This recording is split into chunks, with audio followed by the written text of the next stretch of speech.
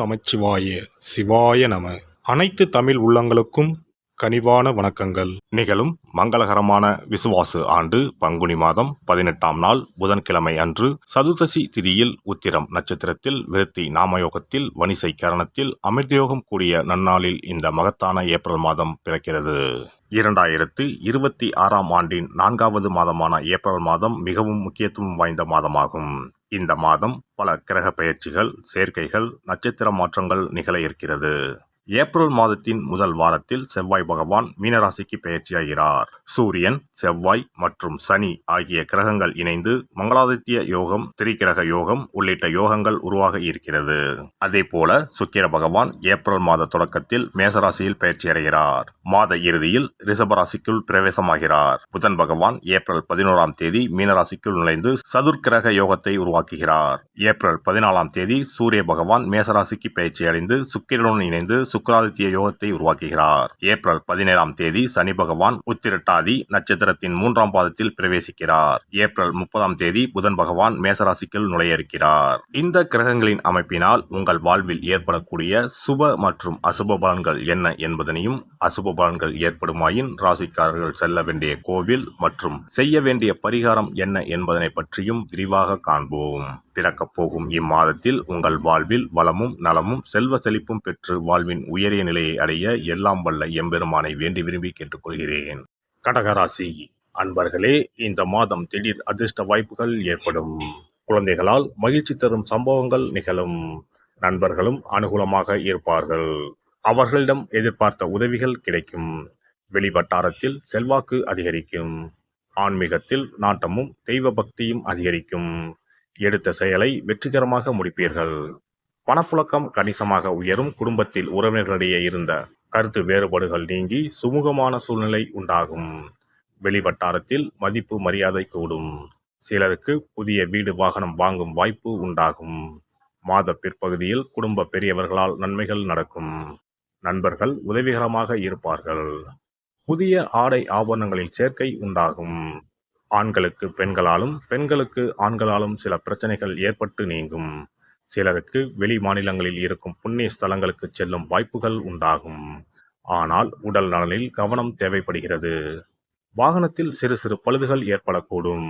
தாயாருடன் கருத்து வேறுபாடுகள் ஏற்படக்கூடும். தாய்வழி உறவினர்களிடம் அனுசரணையாக நடந்து கொள்ளவும். அலுவலகத்தில் அதிக பணிச்சுமை ஏற்படுவதால் மனதில் சோர்வும் உடல் அசதியும் உண்டாகும். உயர் அதிகாரிகளிடம் அனுசரித்து செல்வது எதிர்காலத்திற்கு நல்லது. சிலருக்கு திடீர் இடமாற்றம், பணிமாற்றம் ஏற்படக்கூடும். எதிர்பார்க்கும் சலுகைகள் கிடைப்பதில் தடை தாமதங்கள் ஏற்படக்கூடும். தொழில் வியாபாரத்தில் முன்னேற்றமான சூழ்நிலையே காணப்படும். உழைப்புக்கு ஏற்ற ஆதாயம் கிடைக்கும். பங்குதாரர்களுடன் இணக்கமான சூழ்நிலையே காணப்படும். ஆனாலும் மறைமுக பிரச்சனைகளை சமாளிக்க வேண்டியிருக்கும். மாத பிற்பகுதியில் கொடுக்கல் வாங்கல் விஷயத்தில் எச்சரிக்கை அவசியம். குடும்பத்தை நிர்வகிக்கும் பெண்களுக்கு உறவினர்கள் மத்தியில் மதிப்பும் மரியாதையும் கூடும். வாழ்க்கை துணையின் அன்பும் அவர் வழி உறவினர்களால் நன்மைகளும் ஏற்படும். சிலருக்கு வெளியூர் புண்ணிய ஸ்தலங்களுக்கு செல்லும் வாய்ப்பு உண்டாகும். அலுவலகம் செல்லும் பெண்களுக்கு சலுகைகள் கிடைப்பதில் தாமதம் ஏற்படும். வியாழக்கிழமைகளில் தட்சிணாமூர்த்திக்கு நெய் தீபம் ஏற்றி அர்ச்சனை செய்து வழிபடுவது நல்லது. சிறப்பு தொகுப்பு. கண் திருஷ்டிகள் அகன்று தடைப்பட்டு கொண்டிருக்கும் காரியங்கள் நிறைவேற செய்ய வேண்டிய பரிகாரம் என்ன என்பதனை பற்றி காண்போம். வாழ்க்கையில் நல்ல நிலையில் இருந்தவர்கள் கூட திடீரென்று பொருளாதாரம் இழந்து மன கஷ்டங்களுடன் வாழும் நிலை ஏற்படும். இந்த நிலை எதனால் ஏற்பட்டது என்று ஆராய்ந்து பார்த்தால் பெரும்பாலும் அவர்களின் மீதான கண் திருஷ்டிதான் காரணமாக இருக்கும். கல்லடி பட்டாலும் கண்ணடி படக்கூடாது என்று சொல்வார்கள் அல்லவா, அது உண்மைதான். இது போன்ற பிறரின் பொறாமை கொண்ட கண் திருஷ்டியினால் பலரின் வாழ்க்கை சிரமத்திற்கு ஆளாக நேரிடும். இது போன்ற கண் திருஷ்டிகளிலிருந்து எப்படி தப்பிப்பது? இருக்கவே இருக்கிறது எளிதாக கிடைக்கும் ஊமத்தஞ்செடி. தெய்வ சக்தி நிறைந்த செடியாக கருதப்படும் ஊமத்தஞ்செடியின் காய், பூ, இலைகள் என அனைத்தும் தீய சக்திகள் விரட்ட பரிகாரத்துக்கு பயன்படுகிறது. பொதுவாக ஊமத்தம் காய்க்கு கெடுதலை அகற்றக்கூடிய சக்தி உண்டு. நம் வீட்டில் உள்ள எதிர்மறை சக்தியை அகற்றுவதற்கு ஊமத்தங்காய் தீபம் சிறந்த பரிகாரமாகிறது. தெய்வீக மகத்துவம் நிறைந்த ஊமத்தங்காய் மற்றும் பூவையும் எடுத்துக்கொள்ளுங்கள். வீட்டுக்கு அருகில் இல்லை என்றால் நாட்டு மருந்து கடைகளில் கிடைக்கும். இந்த 2 பொருட்களையும் மஞ்சள் தண்ணீரை கொண்டு நன்றாக கழுவி விடுங்கள்.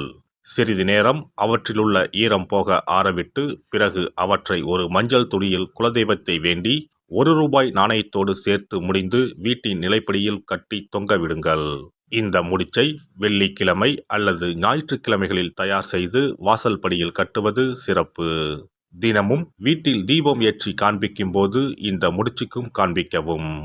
இதேபோல் ஊமத்தம் இலைகள் கிடைத்தால் அந்த இலைகளை சுத்தமான மஞ்சள் தண்ணீரில் கழுவிவிட்டு அவற்றை கொண்டு வீட்டில் இருக்கும் விநாயகருக்கு திங்கள் கிழமைகளில் தொடர்ந்து அர்ச்சனை செய்து வர வேண்டும். ஊமத்தம் பூவையும் விநாயகருக்கு சூட்டலாம். 3 வாரங்கள் தொடர்ந்து திங்கள் கிழமைகளில் விநாயகருக்கு ஊமத்தை இலையால் அர்ச்சனை செய்து ஊமத்தம் பூவை சூட்டி வழிபட்டால் வீட்டில் உள்ள கெட்ட சக்தி நடமாட்டம் மற்றும் கண் திருஷ்டிகள் தீரும்.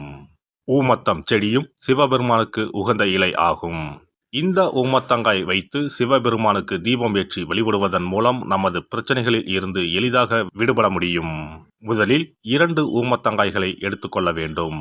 அவற்றின் மீது முட்கள் இருப்பதால் மிகவும் கவனமாக கையாள வேண்டும். ஊமத்தங்காயின் காம்பு பகுதிகளை வெட்டி கொண்டு கத்தியை பயன்படுத்தி ஊமத்தங்காயின் உள்ளே இருக்கும் விதை பகுதியை முழுவதுமாக நீக்கிவிட வேண்டும். பின்னர் 2 அகல் விளக்குகள் மற்றும் விளக்கு வைப்பதற்கான 2 தட்டுகளை எடுத்து சுத்தம் செய்து அவற்றிற்கு மஞ்சள் குங்குமம் போட்டு வைத்துக் கொள்ள வேண்டும். பின்னர் 2 தட்டின் மீதும் ஒவ்வொரு அகல் விளக்கை வைத்துக் கொள்ள வேண்டும். அதன் பிறகு எப்போதும் பூஜை செய்வதற்கு வைப்பது போன்ற வெத்தலைப்பாக்கு, பழம் போன்றவற்றை வைத்துவிட்டு 2 விளக்குகளையும் ஏற்றி சிவபெருமானை மனதார வேண்டிக் கொள்ள வேண்டும். எனக்கு இருக்கும் பிரச்சனைகள் அனைத்தும் தீர்ந்து இன்பமான வாழ்க்கை கிடைக்க வேண்டும் என வேண்டிக் கொள்ள வேண்டும். இந்த பூஜையை வெள்ளிக்கிழமை அன்று தொடங்கினால் தொடர்ந்து 9 வெள்ளிக்கிழமைகள் செய்ய வேண்டும். ஊமத்தங்காயின் மீது எவ்வாறு முட்கள் இருக்கிறதோ அதுபோல நமது வாழ்க்கையில் இருக்கும் முட்கள் போன்ற பிரச்சனைகளை அவை தீர்த்து வைக்கின்றன. இந்த பூஜையை நாம் தொடர்ந்து செய்து வருவதால் நம் மீது இருக்கும் கண் திருஷ்டிகள் அகன்றுவிடும். தீராத துயரங்கள் தீர்ந்துவிடும். பணம் நகை நம்மிடம் பெருகி வரும். சிலருக்கு கையில் சுத்தமாக பணம் இருக்காது. வறுமை தாண்டவமாடும். கடன் தொல்லையால் கஷ்டப்படுவார்கள். பண பிரச்சனையில் சிக்கி கொண்டிருப்பவர்கள் இந்த தீபத்தை ஏற்றினால் 3 வாரங்களில் நல்ல பலனை பெற முடியும். தொழிலில் நல்ல முன்னேற்றம் இருக்கும். கடன் பிரச்சனைகள் தீரும்.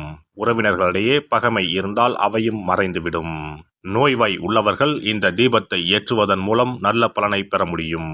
பொதுவாகவே எந்த பரிகாரம் என்றாலும் அதை முழு நம்பிக்கையுடன் செய்தால் மட்டுமே முழு பலன் கிடைக்கும் என்பதை நினைவில் கொள்ளுங்கள்.